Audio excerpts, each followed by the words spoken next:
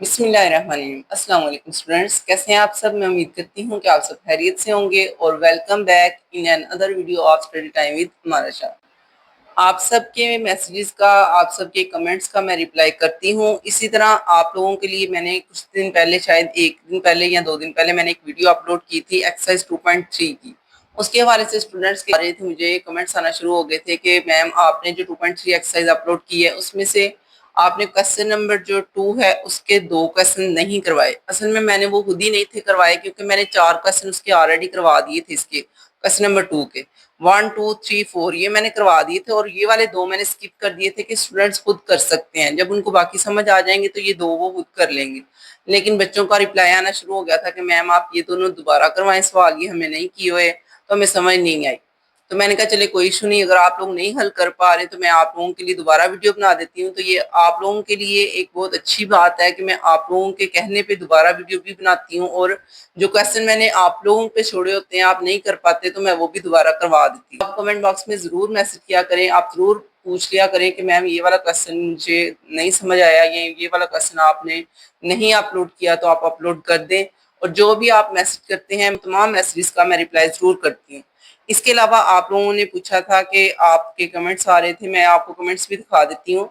इन comments में ये भी लिखा गया था मैम कैसे वो लेक्चर्स मैम आपने कब अपलोड करने हैं, और उसके अलावा लाइव क्लासेस आपने कब लेनी है। तो लाइव क्लासेस के हवाले से मैंने सब बच्चों को बता दिया है कि इंशाल्लाह मैंने जो लाइव क्लासेस हैं वो छुट्टियों में जून में स्टार्ट कर लेनी है।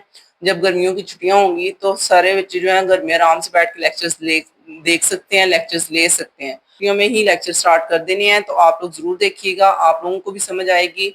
और वो जो है इंशाल्लाह मैं अपनी पोस्ट में भी बता दूंगी कि टाइमिंग क्या होगी और आपने किस टाइमिंग पे ऑनलाइन लेक्चर्स लेने हैं। क्वेश्चन नंबर 2 है हमारे पास, find logarithm of the following numbers. तो क्वेश्चन इसके 4 तो मैंने कर दिए थे। अभी आप लोगों को अगर नहीं मिल रहे तो मैं आपको वो लिंक जो है डिस्क्रिप्शन में दे दूंगी।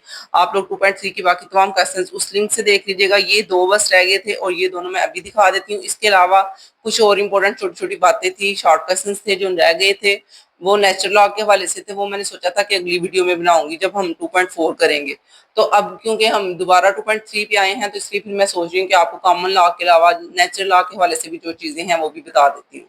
तो सबसे पहले इन दोनों क्वेश्चन को करते हैं। तो ये है हमारे पास क्वेश्चन नंबर 2 का 5 वाला पार्ट है। इसमें आप लोगों ने क्या करना है, 0.047 ये क्वेश्चन है, इसका आप लोगों ने कैरेक्टरिस्टिक्स और मंटीसा पहले हल करना है, फिर आपने इसका लॉग निकाल लेना है। तो कैरेक्टरिस्टिक्स आपको नजर आ रहा है, ये पॉइंट यहाँ पे लगा हुआ है, इस पॉइंट को 4 के और 7 के दरमियान में होना चाहिए, यानी कि पॉइंट को 2 स्टेप इस तरफ राइट साइड पे आना पड़ेगा। तो जब राइट साइड पे मूव करवाना पड़ेगा पॉइंट को, तो आप लोग क्या करते हैं, माइनस लगाते हैं। तो आपका कैरेक्टरिस्टिक्स -2 होगा, क्योंकि ये 2 पॉइंट पीछे आ रहा है, इस तरफ आ रहा है राइट साइड पे। उसी तरह 2 के ऊपर आप बार लगा के भी इसको शो कर सकते हैं। इसको दोनों तरीके से लिखा जा सकता है। इसके बाद आपका आता है मेंटीसा। तो मेंटीसा में आपने क्या करना होता है, मेंटीसा में आप लोगों ने चेक करना होता है, ये 0 0 वाले तो हम लॉग टेबल में देखते ही नहीं है, हम इसके अलावा देखते हैं। मैंने 47 को देखना है 0 वाली लाइन में, क्योंकि इसके आगे कुछ भी नहीं लिखा हुआ, कोई नंबर नहीं है, तो इसका मतलब है कि हमने 47 को देखना है 0 की लाइन में। और आपने यहाँ पे मेन डिफरेंस भी कोई नहीं लेना, क्योंकि 2 ही नंबर है। 3 या 4 नंबर हो तो फिर हम 47 को अगला जो नंबर होता है उस लाइन में देखते, यानी कि अभी तो हम 0 वाली लाइन में देख रहे हैं। अगर 2 या 3 होता तो आप 2 या 3 वाली लाइन में देखते। उसी तरह इसके आगे भी कोई और नंबर लिखा होता तो हम उसका मेन डिफरेंस लेते। तो यहाँ पे जस्ट 47 है, तो आपने सिर्फ 47 को देखना है 0 की लाइन में। तो ये है आप लोगों का लॉग टेबल, पेज नंबर 283 पे है। लॉग टेबल में आपको राइट साइड पे ये सारे नंबर्स नजर आ रहे हैं। इन नंबर्स में हमने 47 को देखना है 0 की लाइन में। तो ये है आपका 47 और ये 0, यानी कि पहला नंबर ही होगा। तो 0 की लाइन में ये है 6721। तो यही आप लोगों का मैंने 0.6721 ऑलरेडी लिखा हुआ था, यहाँ से भी चेक करना मैंने आपको सिखा दिया। इसके अलावा आप कैलकुलेटर से भी कर सकते हैं। डायरेक्ट लॉग 0.047 आप लिखेंगे तो आपको कैलकुलेटर से भी मिल जाएगा इसका मेंटीसा। तो आपने देख लिया है, अब हम यहाँ पे देख लेते हैं। यहाँ पे भी मैंने यही राइट किया हुआ है, 2 के ऊपर बार प्लस मेंटीसा जो मैंने यहाँ पे लिख दिया था 0.6721, वही हमने मेंटीसा ऐड करना है। बार का मतलब है ये माइनस है, तो आप कैलकुलेटर पर लिखोगे -2 प्लस 0.6721, तो आपका आंसर आ जाएगा 1.3279। तो ये जो 1 है इसके ऊपर मैंने बार लगाई है, जो शो करी है कि आपका माइनस में आंसर है, -1.3279 ये आपका आंसर है। ठीक है, इसी तरह हम अपना नेक्स्ट क्वेश्चन नंबर 6 देखते हैं। क्वेश्चन नंबर 6 भी आपका बहुत ही आसान है, वो भी इसी तरह ही है, माइनस में ही आएगा। आपका जो करेक्टरिस्टिक्स है, पॉइंट को आपने इधर से 3 और 5 के दरमियान लाना है, तो कितने डिजिट आपको राइट साइड पे आना पड़ेगा? 1 2 3 4, 4 डिजिट आप राइट साइड पे आएंगे तो जाहिर बात है करेक्टरिस्टिक्स -4 है, और उसकी आप दूसरी तरह भी लिख सकते हैं 4 के ऊपर बार लगा के। इसके बाद आपने मेंटिसा फाइंड करना है। मेंटिसा के लिए मैं आपको ऑलरेडी समझा चुकी हूँ कि हम जीरो को लॉग वाले टेबल में बिल्कुल नहीं देखते, हमने जीरो के अलावा देखना है 35 को लॉग के टेबल में 4 वाली लाइन में, यानी कि 35 को देखेंगे 4 की लाइन में। तो अभी हम देख लेते हैं। तो ये देखने मैंने लॉग टेबल ओपन कर लिया है। लॉग टेबल में आप लोगों को पेज नंबर 283 पे लॉग टेबल मिल जाएगा। आपने सबसे पहले राइट साइड पे 35 ढूंढना है, तो ये 35 आ रहा है यहाँ पे, ये 35 है, मैंने इसको सर्कल करके आपको शो कर दिया है। और 35 को आपने देखना था नेक्स्ट कौन सी लाइन में? 4 की लाइन में। तो ये जीरो था, पहली लाइन जीरो की होती है, फिर 1 2 3 और ये 4 का था। तो ये आ रहा है आप लोगों का क्या आंसर है? 5490। तो आप लिखेंगे 0.5490। तो आप लोगों का मैंने आंसर 0.5490 लिख लिया हुआ है। अब आपने क्या करना है? अब आपने आराम से लॉग का लिखना है वैल्यू, और लॉग की वैल्यू क्या होती है? Characteristics plus mantissa. तो कैरेक्टरिस्टिक्स हमारे पास 4 के ऊपर बार था, यानी कि -4 था, प्लस आपने मेंटिसा करना है, और मेंटिसा की वैल्यू है 0.5490। अब इसको आप कैलकुलेटर पर लिखेंगे -4 प्लस 0.5490। तो कैलकुलेटर पे लिख के इसका आंसर आएगा -3.4510। तो ये जो आपका आंसर माइनस में आया है, इसको आप कन्वर्ट कर देंगे बार की फॉर्म में, तो बार आ जाएगा 0.4, बार 3 के ऊपर बार आ जाएगी 0.4510। तो ये आपका क्वेश्चन नंबर 6 भी हो गया और क्वेश्चन नंबर 5 भी हो गया। जिस स्टूडेंट ने पूछा था उसके लिए ही ये वीडियो बनाई गई है स्पेशली तौर पे। इसके अलावा मैंने आप लोगों को कुछ ऐसे क्वेश्चन बताने हैं जो पेपर में शॉर्ट क्वेश्चन आ सकते हैं, वो है नेचुरल लॉगरिथम के हवाले से। बहुत ही इंपॉर्टेंट एमसीक्यूज भी हैं और शॉर्ट क्वेश्चन भी हैं, तो अभी उनको देख लेते हैं। जी स्टूडेंट, आप लोगों ने पेज नंबर 29 ओपन कर लेना है। इस पे आप लोगों को पहले तो एग्जांपल नंबर 11 नजर आ रही है, ये भी एक दफा आपको पढ़ा देती हूँ क्योंकि आपने क्वेश्चन नंबर 4 या 5 किया था एक्सरसाइज 2.3 का। तो आप लोगों को ये दोबारा जरा एक दफा रिवाइज हो जाएगा। log x is equal to 0.2568, ये आपका क्वेश्चन है। आपने जब भी एंटी लॉग लेना है, यानी कि लॉग इधर से इस साइड पे जाएगा तो एंटी लॉग आएगा। तो एंटी लॉग लेने का तरीका ये होता है कि एंटी लॉग का मतलब ये होता है आपके पास जो पहले से क्वेश्चन दिया हुआ है इसका लॉग ले लिया गया है। इसमें आप लोगों का पहला नंबर जीरो से पहले वाला कैरेक्टरिस्टिक्स होगा और जीरो के बाद वाला मेंटिसा होगा। ठीक है, इधर उसने लिखा है कैरेक्टरिस्टिक्स आपका जीरो है और मेंटिसा क्या है 0.2568, यानी कि आपने 0.25 को देखना है। एंटीलॉग के टेबल में 6 वाली लाइन होगी और 8 का आपने मेन डिफरेंस लेना है। ठीक है, तो ये देखिए उसने सबसे पहले 0.25 को देखा है 6 वाली लाइन में, तो आंसर आया 1803।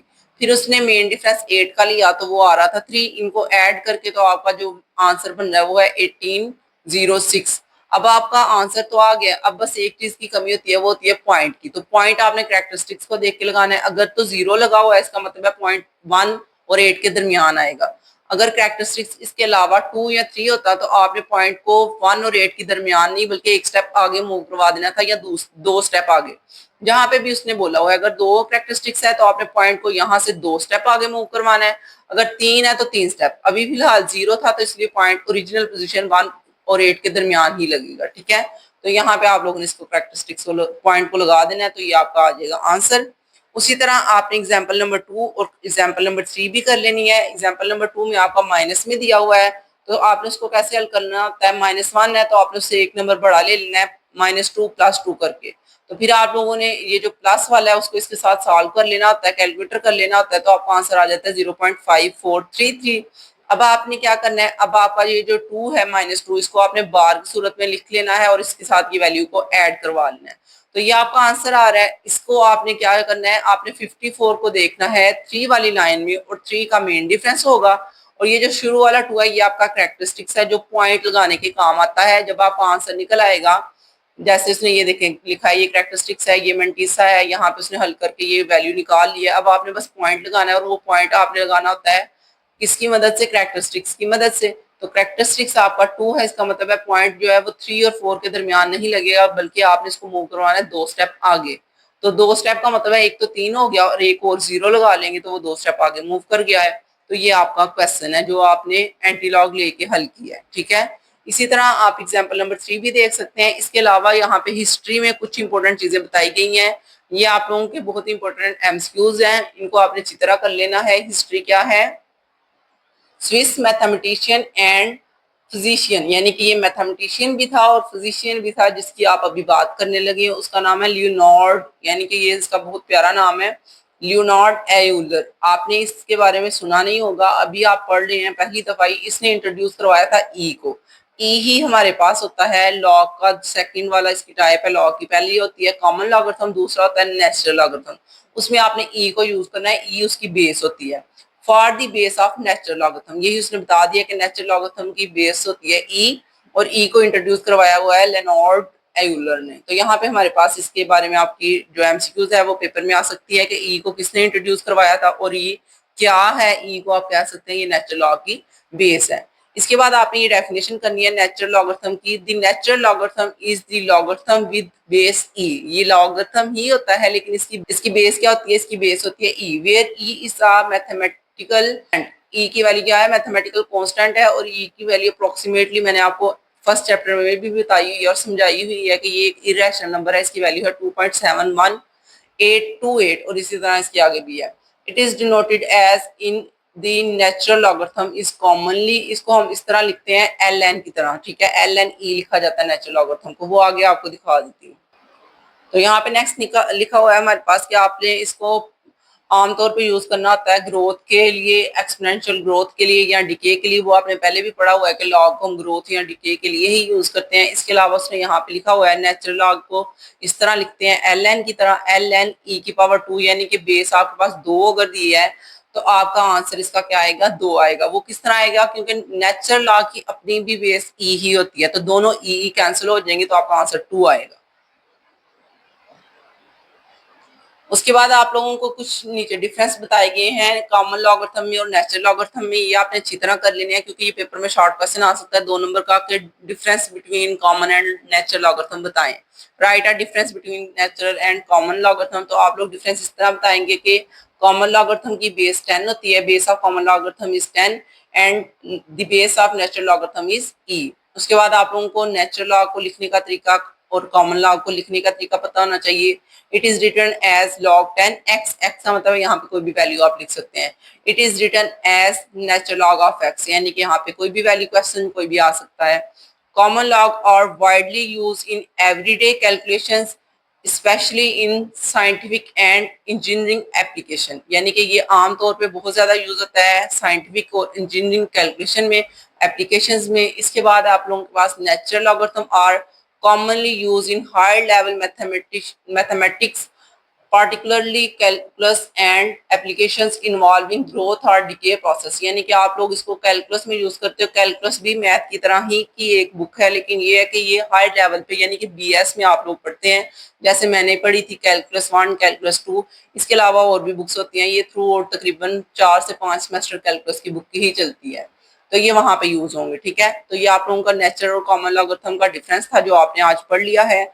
ये वीडियो आपकी यहाँ तक ही हम खत्म करते हैं। इंशाल्लाह नेक्स्ट वीडियो में आपको 2.4 के बारे में करवाऊंगी और 2.4 पूरी आप सॉल्व कर लेंगे। आप लोग जो भी कमेंट करते हैं बेटा उसका मैं रिप्लाई करती हूँ, तो वो जरूर किया करें। वीडियो को लाइक भी किया करें, चैनल को शेयर करें, और आप लोग अपने फ्रेंड्स को भी बताया करें कि आप लोग जो है वो मेरी वीडियोस को देख रहे हैं। मिलते हैं नेक्स्ट वीडियो में। अल्लाह हाफिज।